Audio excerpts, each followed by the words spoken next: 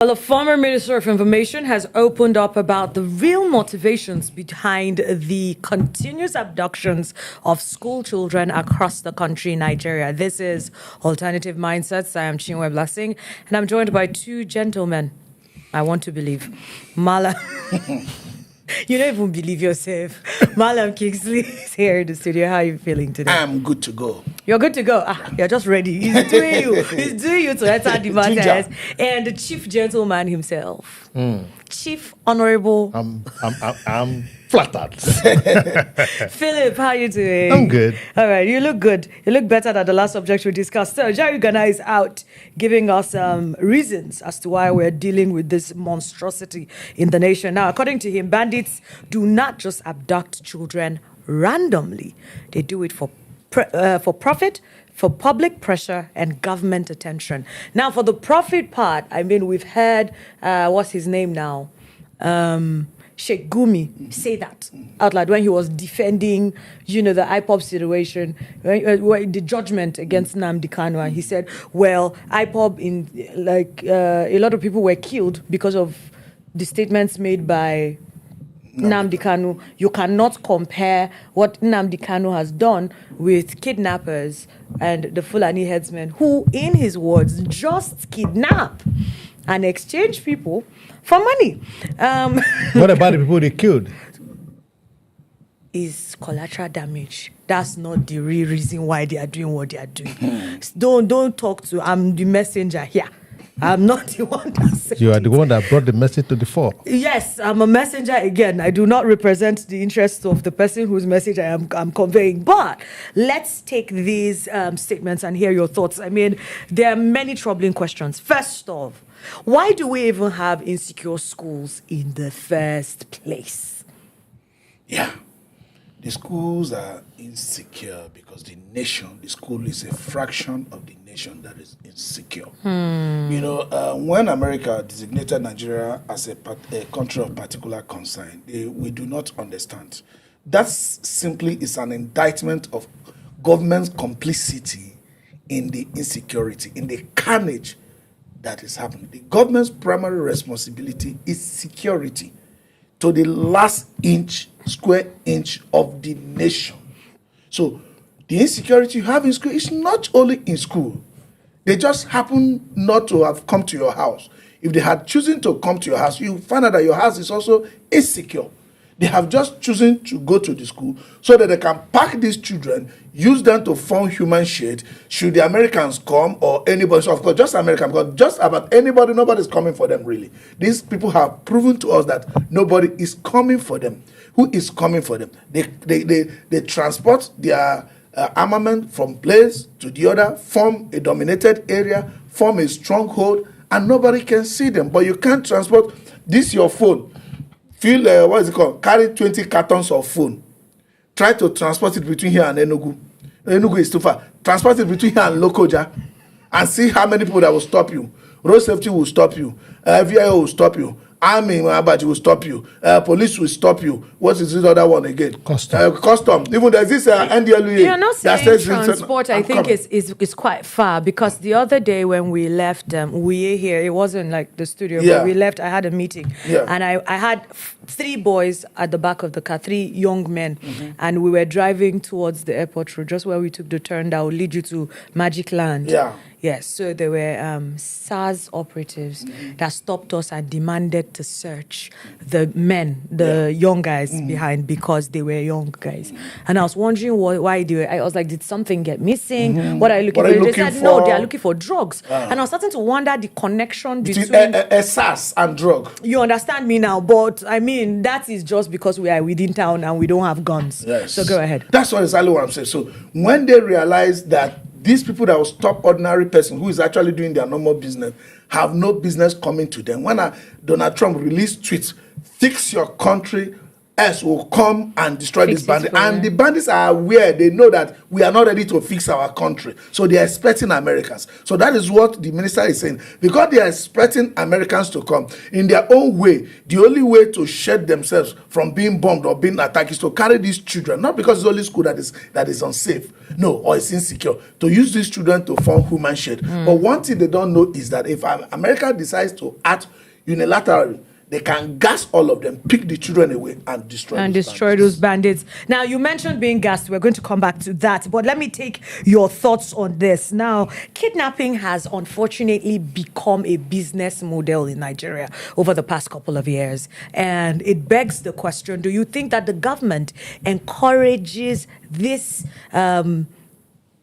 terrible happening? Do you think they encourage it by being quiet? I mean, we just discussed what happened in Kwara State and how nothing has been said about where these 38 people were rescued from or who they were rescued from, right? Do you think that the government's laxity in publicly shaming and punishing with a strong hand these kidnappers is encouraging the business model of kidnapping?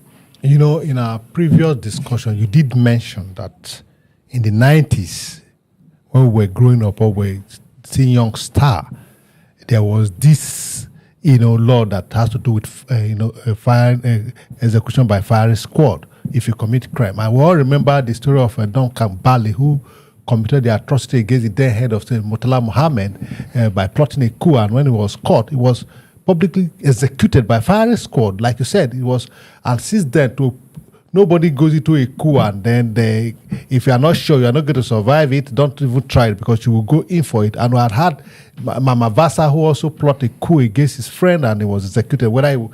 Although there are so many stories about, we don't know. But here comes the issue. You are asking whether the complexity of government, and there are a lot to say about this. You have Shetty Gumi, who you quoted in your opening speech, who is saying that they just kidnapped.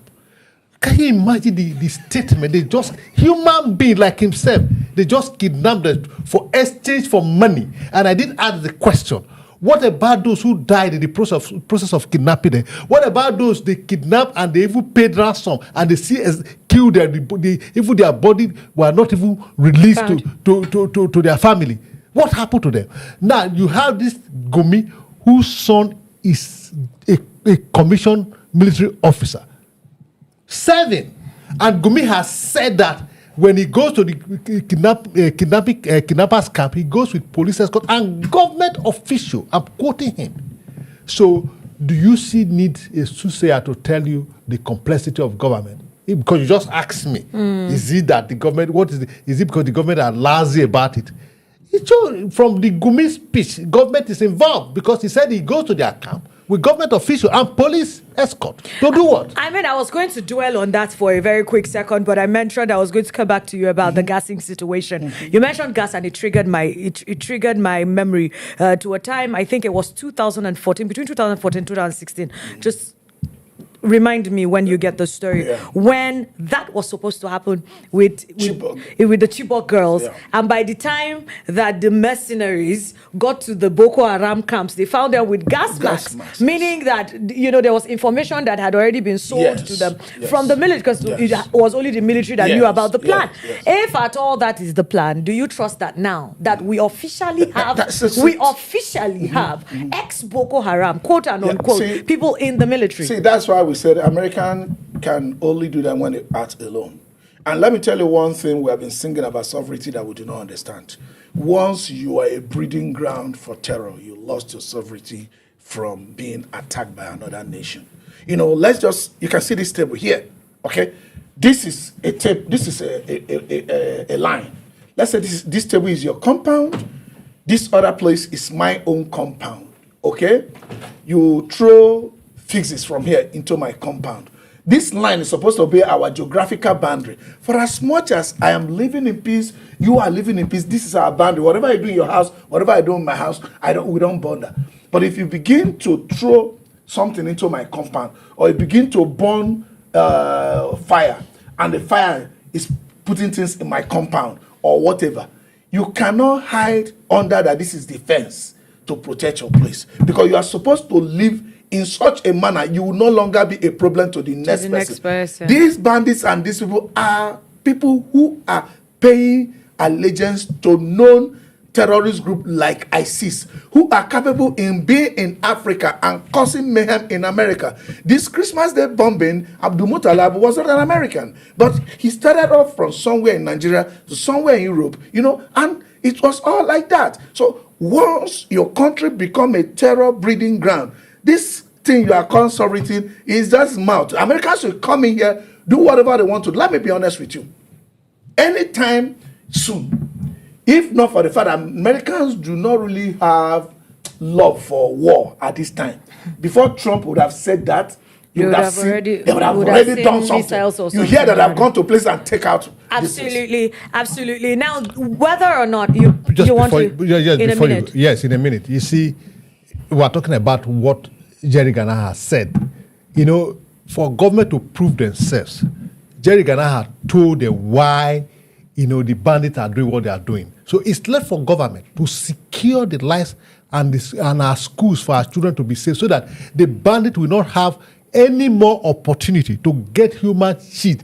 Peradventure, the government failed to carry out their duty by securing Nigeria, and America or international community come for the terrorists. Nigerians should at least secure schools so that the bandit will not have enough human shit to wait for the invasion of the American soldiers. Well, I do hope that we have ears and we can hear with them now. The former minister's revelation might be very uncomfortable, but it reflects a very, very painful truth that for as long as abducting school children remains profitable, it's not going to stop in the country. The question is the nation ready and willing to do what it takes to secure the lives of the future of this country? That's if we even have a future to begin with. Drop your reservations and your contributions in the comments and have a very, very beautiful day. It's still Alternative Mindsets.